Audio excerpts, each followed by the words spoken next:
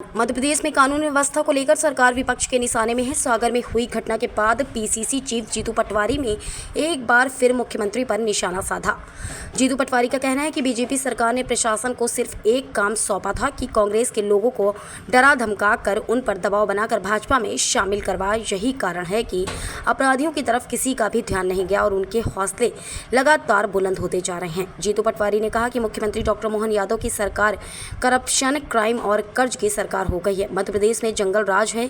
शांति का टापू कहलाने वाले मध्य प्रदेश में गुंडे बदमाशों को अपराध करने में जरा भी संकोच नहीं है। मुख्यमंत्री को चाहिए कि वह कांग्रेस को एक सकारात्मक विपक्ष की भूमिका निभाने का मौका दे, न कि कांग्रेसियों को डरा धमका कर बीजेपी में शामिल करने का माहौल बनाए। दलालों के बारे में कहना, दलाल सक्रिय तो जैसे वो भी बात समय पे की जाएगी, पर आज मुद्दा क्या है? आज है कि हम कितने बुरे दौर में चल रहे हैं कि अभी मैं जब आपसे बात कर रहा हूँ तब कोई घटना हो रही होगी क्राइम की। हम 17 बेटियों का बलात्कार होता है रोज मध्य प्रदेश में, एनसीआरबी के आंकड़े बताते हैं। मैंने जैसा कहा कि हम नंबर 1 है देश में एसटी एससी पर अत्याचार में। अब भयावह स्थिति क्या है? एक भाई एक बहन को छेड़ा जाता है, भाई ने विरोध किया, उसकी हत्या कर दी जाती है।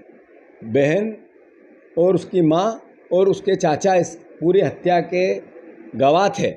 उसमें से बहन की हत्या कर दी जाती है और चाचा की हत्या कर दी जाती है, माँ ही बची है।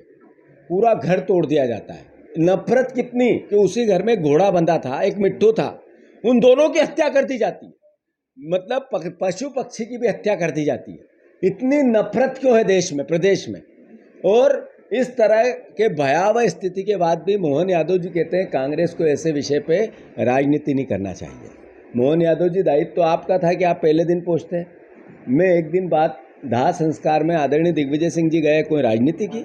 मैं दूसरे दिन परिवार के साथ गया, उनकी जितनी हमसे बन पड़ी आर्थिक सहायता की, उनके दर्द को हमने आत्मसात किया, उसको उसके दर्द में सम्मिलित हुए। ये क्या राजनीति है? अरे राजनीति तो सरकार चलाने के साथ आपको सही करनी चाहिए कि आप कानून व्यवस्था सुधारें। आप ये वेंडेटा के बदले की, नफरत की, घृणा की ये पॉलिटिक्स कर रहे हैं, इसी से तो ये स्थिति बन रही है। मैं मानता हूँ मुख्यमंत्री को सद्बुद्धि आएगी।